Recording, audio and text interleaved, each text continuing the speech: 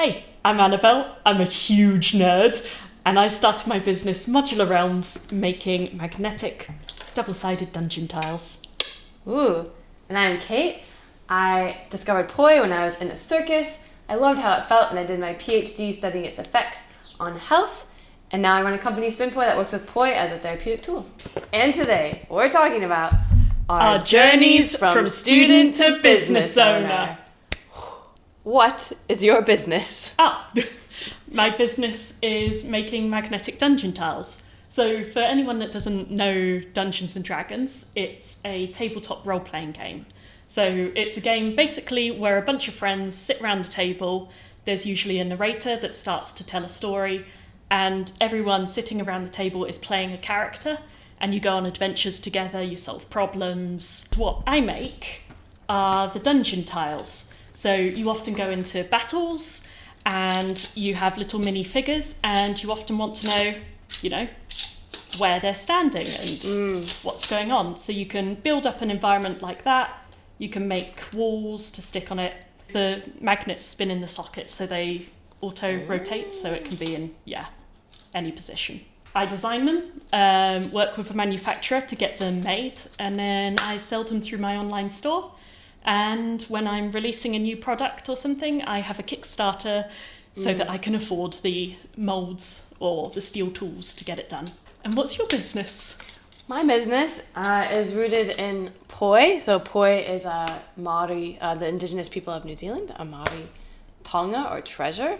It's essentially a ball and a cord. It's like super simple, but not simple, sort of also profound. I learned how to do it when I was in a circus, and I just loved the way that it felt. That's so cool to me. Yeah. That's so cool that you're in a circus.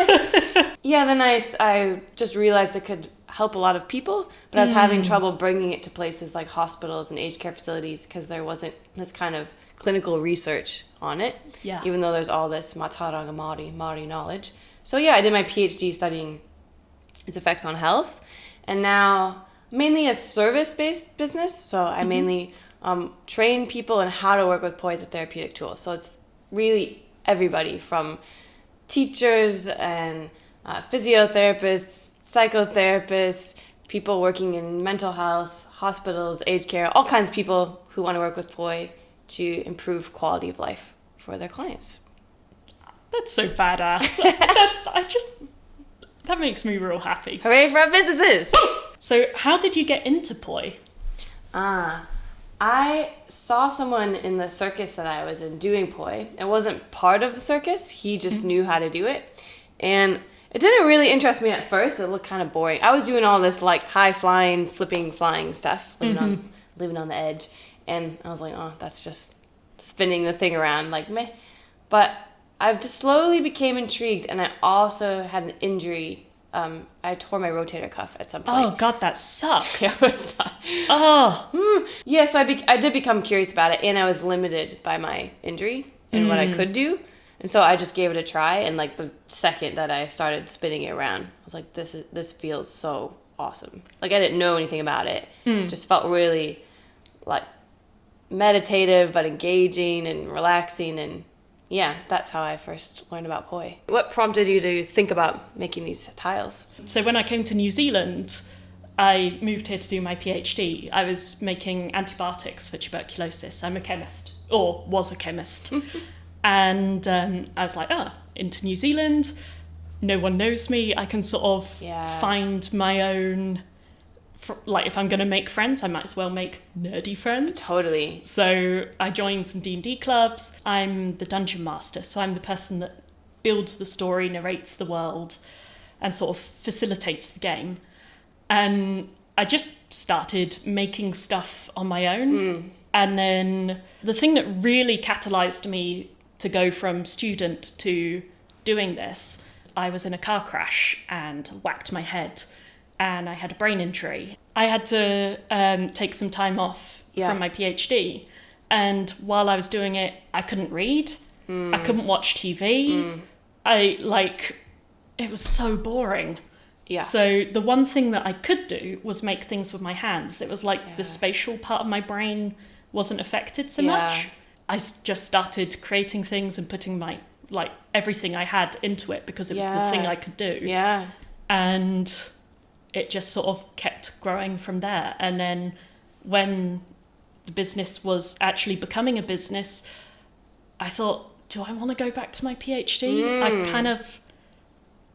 I found something that was really very special to me, and I just decided I wanted to keep pulling on that thread. I don't know, that's just such a like strong example of when something just creates this unexpected space in your life. Yes. It's weird because the brain injury was awful in very many ways, and it's left me with lasting, I guess you'd call them disabilities, things that I can no longer do, or limits that are on my life. But I still think in a way the brain injury was one of the best things that ever happened to me.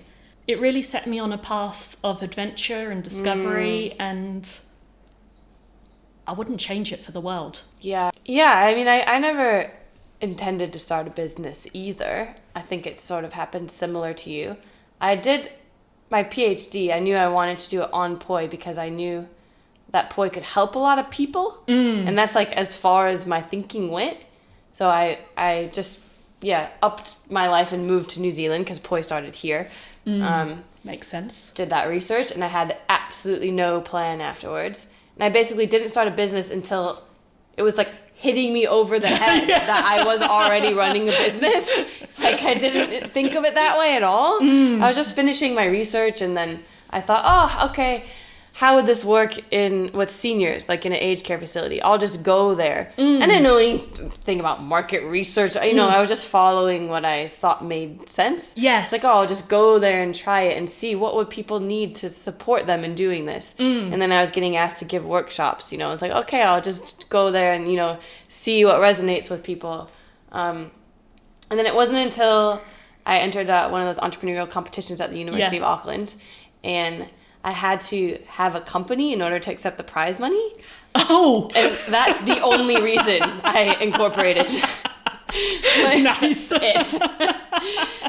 And that was one of the best things that I ever did, obviously, because it was the beginning of taking this seriously as a business, separating myself a little bit from it. And it just kind of shifted my thinking from academic to entrepreneur, and I had to consider all those questions about, my relationship to money and all the things. So all the things.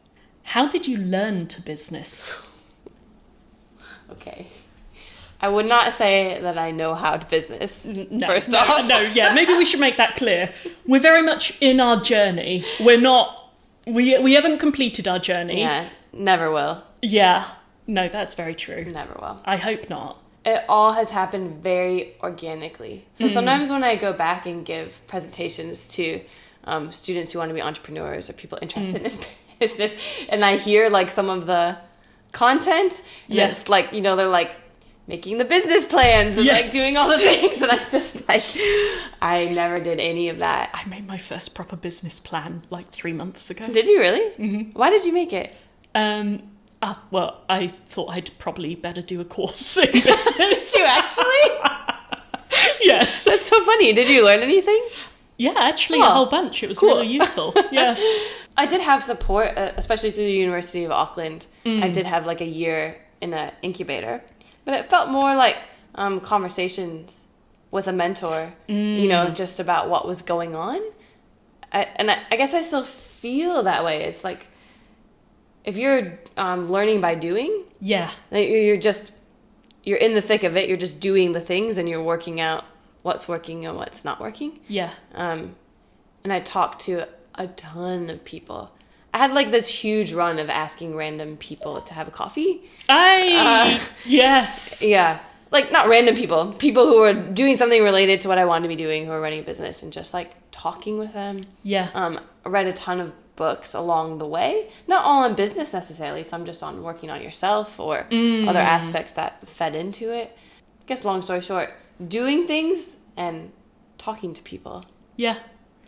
I think it was kind of similar for me. So I started in 2020, and right at the start when it was like, before we knew. Yeah.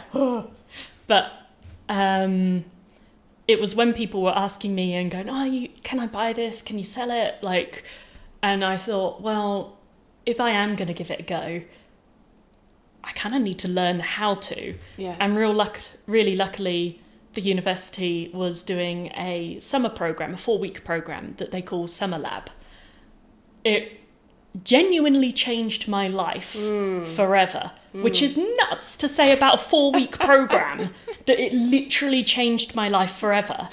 And I'm not talking about it did teach you how to do a cash flow and how to do a forecast and all of that. To be honest, that wasn't necessarily the learning that I got from it. Yeah. I think the learning I got from it was when you had to go out and just ask people things and just talk to people. Basically, they forced you to step way outside your comfort zone and just do things. Yeah.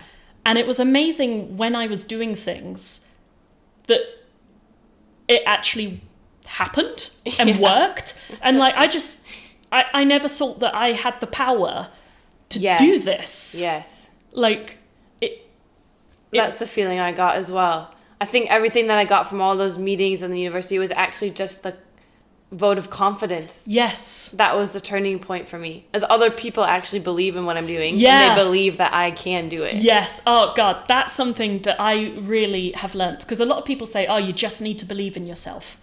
I don't think so. I kind of think that's bollocks because I never believed in myself. Yeah, same. I just assumed that I was going to fail. But other people believing in me, that was enough. And I feel like now my thoughts are that if you can't believe in believing in yourself is best. But if you can't believe in yourself, being surrounded by other people who believe in you is enough. Absolutely. That's part of what I try to do with SpinPoi, actually, is a lot of times people, they have all the knowledge and the skills they already need, but they need someone who they believe in or who inspires them to say that they believe in them. Yes. Yeah. And then suddenly they're just empowered. Yeah. Yeah. Yeah. So I did that 4-week course. Then the rest of it was just me learning by doing. Yeah. A lot of YouTube. Yeah. Lot of YouTubing. Oh, yeah. How Constantly. to do X, Y, Z. Same. Yeah. Like most of what I learnt was just through Google or YouTube. Same.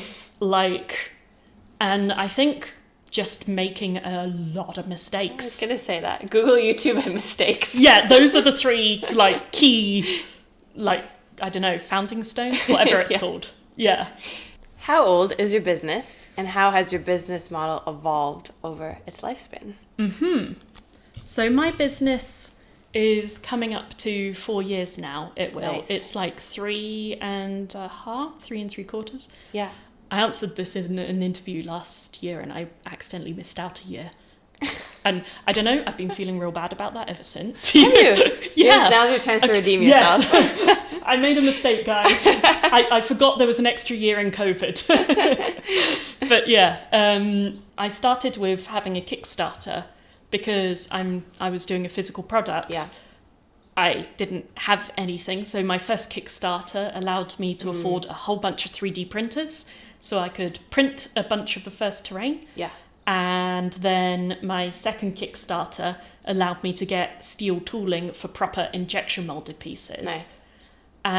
So at the start, my model was sort of do Kickstarter, get the product out, design next Kickstarter, do Kickstarter, product out. And over the last year, I've opened my online store. So my business model changed to selling through the online store. And then I'm going to be doing another Kickstarter. So it'll be a sort of mix between Kickstarter for the new products and then online store for selling, you know, the things that people like. Yeah. Hey. Solid. And what's yours? And well, how long ago did you start? SpinPoi turned 4 a couple months ago. Hey! So we're in a similar place. The first thing I ever made was just like a PDF that was a dump of the knowledge that I had about how to do poi, specifically working with seniors. Because I wanted to give the aged care facilities, like after I left, I wanted to give them something so that they could keep going. Yes. And then I guess those kind of digital products and services just started expanding over time. So I started working with other populations, like working with kids and Parkinson's and other special populations, and then also expanding like what they were. So there's still PDFs. That like original kernel is still there, just like 5 times longer than it was at the start, and hopefully looking better as well. But now there's like video series and songs, and so I have like expanded that digital stuff. But my bread and butter is services and mainly training courses. So that just started really slowly because people kept getting in touch with me around the world saying, do you know someone who teaches poi in like Bolivia or whatever? And I was like, no, I don't. Or even if I did, I didn't know if they would be if they knew how to teach poi to that specific population. So a lot of times it was someone working in a hospital or aged. Yeah. So it's like they might know how to do poi, but they might not know how to do that with someone who has certain limitations and challenges. So I realized there was a demand for these poi instructors, but there was no kind of training around how to do poi specifically in this health well-being field. So I thought I could teach people that. And then I had this real like imposter syndrome thing of, can I be the like organization that trains people in how to do this? And like, shouldn't there be some other, but like there is no one. I am the expert. Like SpinPoi is the expert in this field. It's like, who else is going to do it? Yeah. So now I have like a full certification course. I have certified instructors working across 5 continents, actually. Wow. That's insane. I still do other stuff, like some researchy stuff and other bits and bobs. You know how it is. There's like a million things going on. But always. Yeah, that's kind of that. You've got to have at least 8 or 9 pans in the fire. I agree. Because a couple of them will literally be on fire. About to like blow up in flames. So true. What is your day-to-day life like? Very different every day. Yeah, no kidding. So in general, the sort of tasks I do is, I might just say what I do over a week because it spreads out on different days. Yeah. All the, replying to customers, organising if something's got lost in the post, contacting the shipping companies and all of that. I might be working on my website because my goodness, it needs some work. Always. I feel. Yeah. I try to write a blog post every fortnight, so I'll usually be doing that. Taking pictures for social media, in fact, painting terrain and then taking pictures for social media. Yeah. Making painting videos and things to help teach people. Sometimes I'll be doing things like finance or accounting. Editing, of course, if you're doing videos. Man, editing, that's a thing, isn't it? Yes.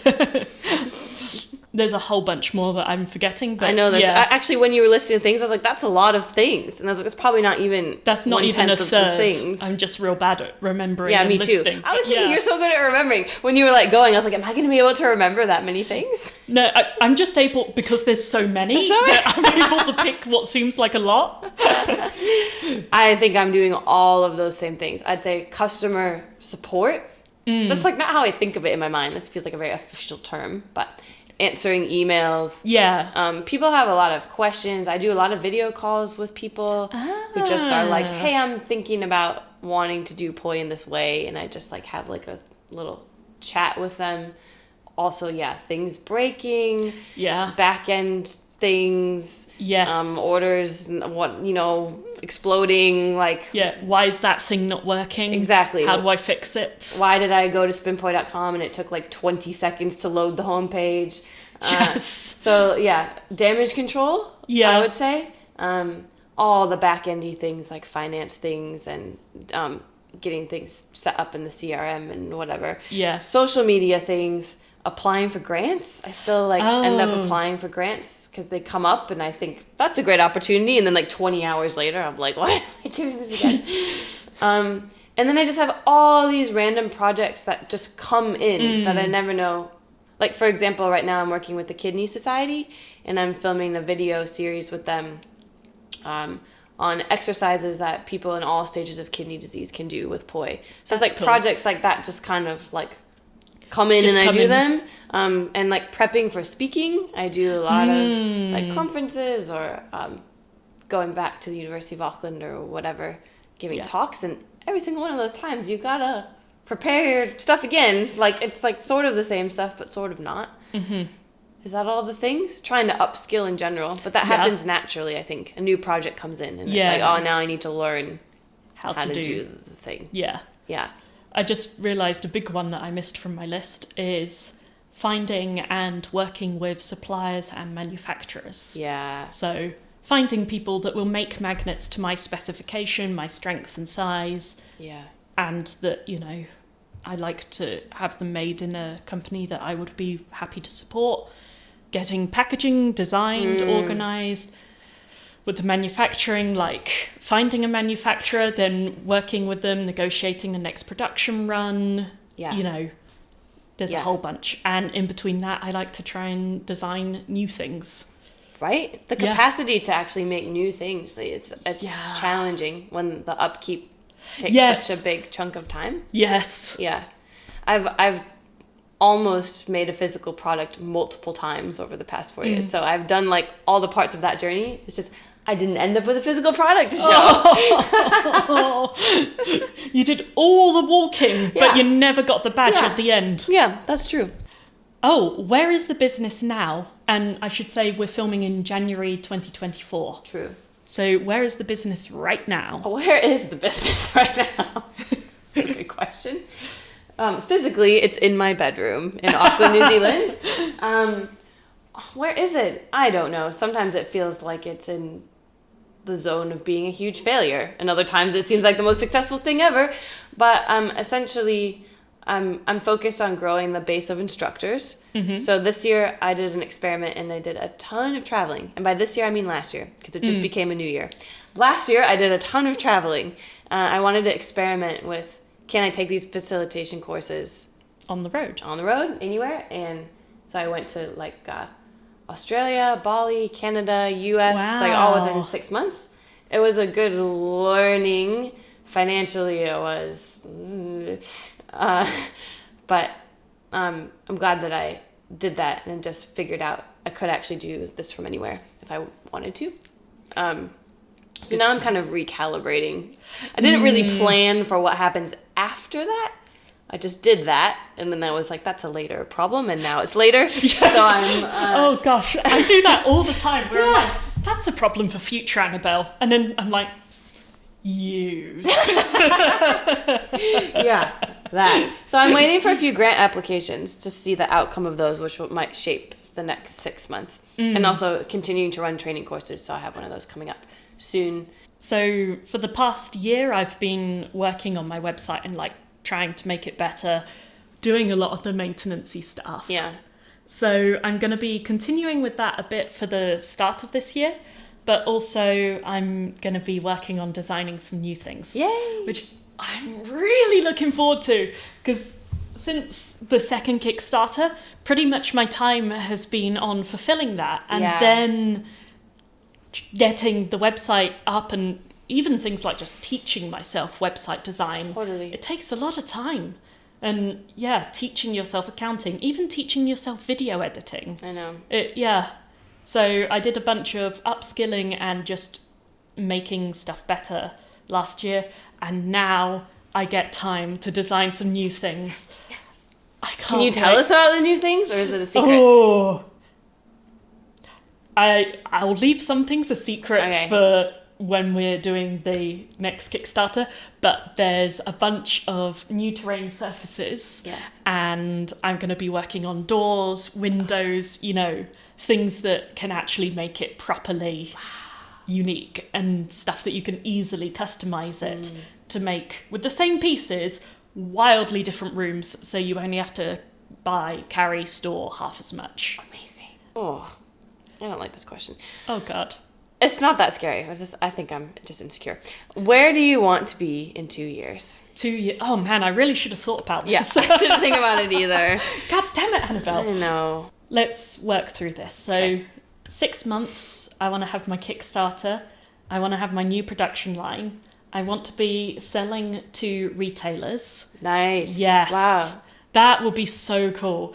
The idea of being able to go into a gaming store and see my thing on the shelf.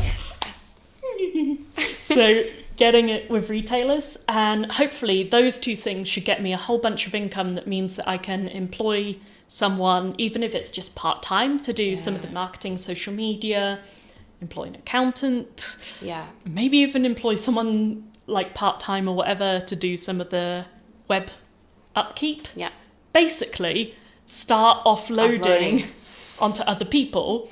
So then that would be next year. And then the year after, I would therefore theoretically have more time to be designing new things. So I can start putting more product out more quickly and going to conventions. And I'd like next year to start going to conventions in different countries. Yes. So maybe go to PAX in the US, something like that. So hopefully 2 years' time, the business will be a lot more, what's it called? Where it's self-sustaining? Yeah, self-sustaining. And a whole bunch of the jobs will be, shared out among multiple people. And you'll have more time and space to focus on the bits that you love. Which is all the designing and things. Yes. So then I can start really expanding. And depending on how well it goes, the more money I have, the more I can use different techniques, different machines, and start to go a bit crazy and do like some real interesting stuff. Yeah. I can't wait till I learn how to do electronics. Ooh. Oh gosh, that's been one that's been sitting in the back of my mind for like a year, 2 years now. I feel like I have a very like uninspired answer, but I feel quite lost at the moment, to be completely honest. That's fair. I mean, that's where I was a year ago. So I think it does come in waves. For sure. And like one thing can often change it all. Yes. Like some opportunity comes in and then suddenly you're on a totally new path. Yeah, like the grant applications you put in. Yeah. One could come back that suddenly changes everything and you're like, oh wow, this is huge. I've got this and this. And suddenly you've got more than you can actually get It's through. always like that. It's like it. Yeah. Yeah. So it's really hard for me to envision.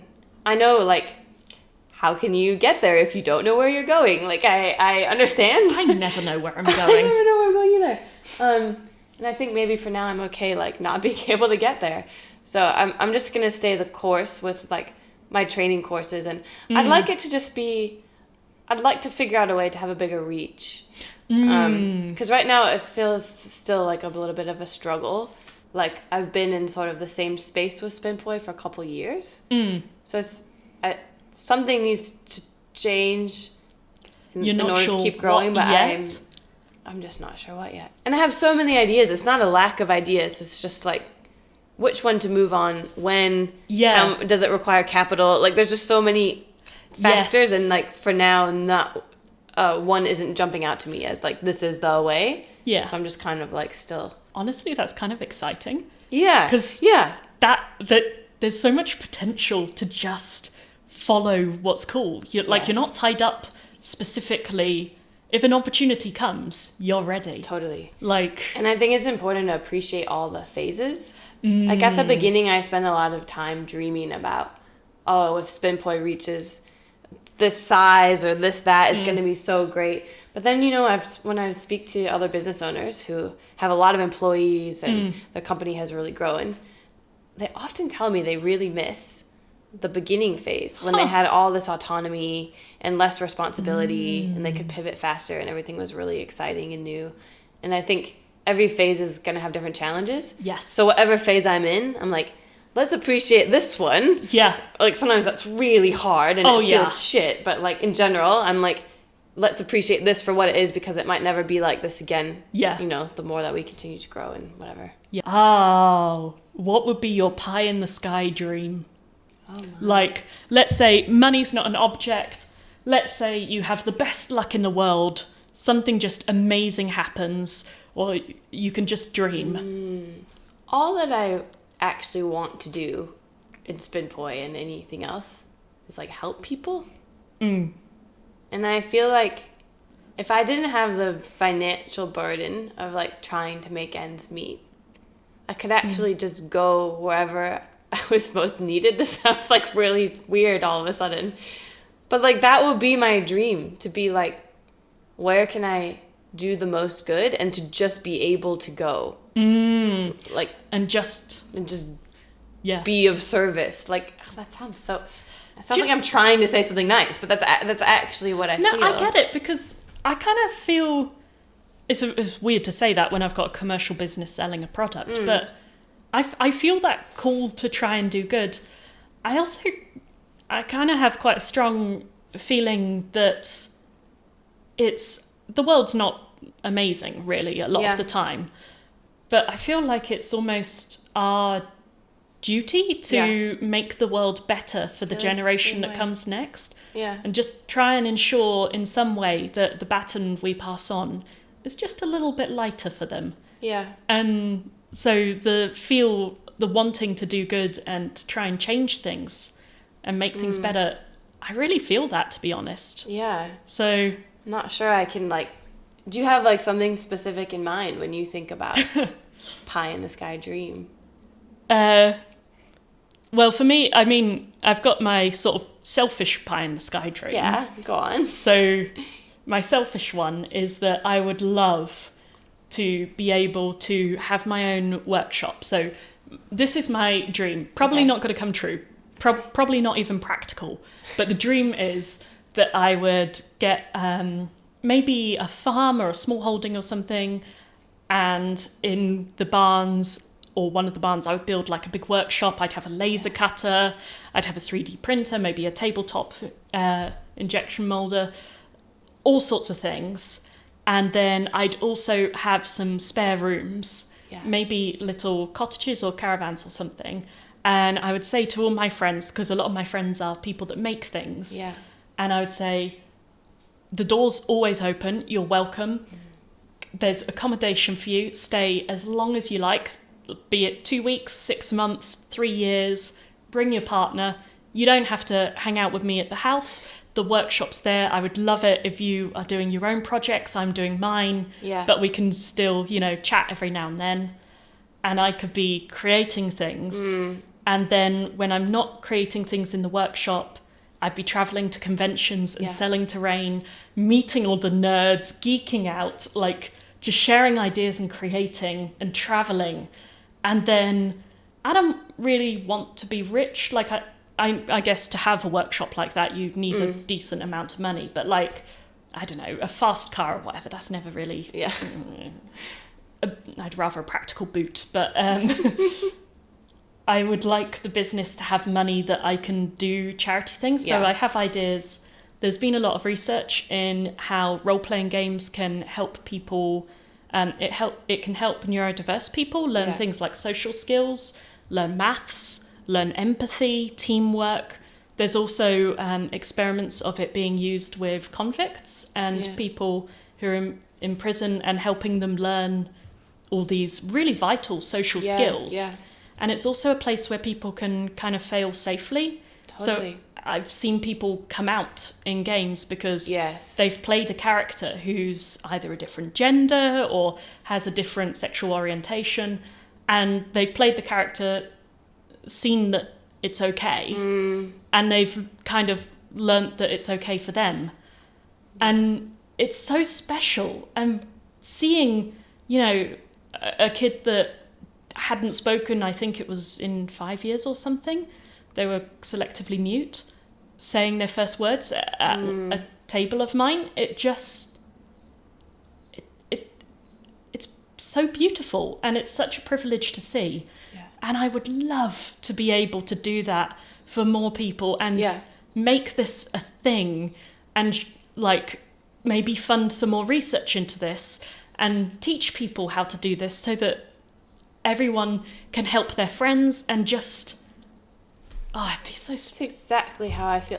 We have such different businesses, but the core could not be more similar. It's wild, isn't it? And the reason that I do Poi with people is because it creates this safe space. It levels the playing field between everyone. You get into this kind of flow state, and so you're less self-conscious. You're not worried about what other people are thinking. You're having fun. You're socializing. You feel part of a community. You feel part of something. It just supports physical, cognitive, social, emotional well-being in such a playful and organic way. Yeah. And I think that's why I said it's like my dream is just to be available to help people, because that fills me up as well. Yeah. It's that kind of reciprocal it's gratitude and Yeah. It's so special to witness. It is, yeah. And there's something so incredible if you do something nice for other people and you see that joy in their eyes and you know it's because of you. Yeah. I don't think there's anything like it for me. Yeah, I agree. Yeah. We're both chasing the same pie in the sky Yeah, we really are. That's so cool. That's all the questions. That's all the questions. Wow, Hey. that's such a nice ending. Yeah. I wonder if anyone's going to cry. I teared up slightly. I saw you tearing up slightly.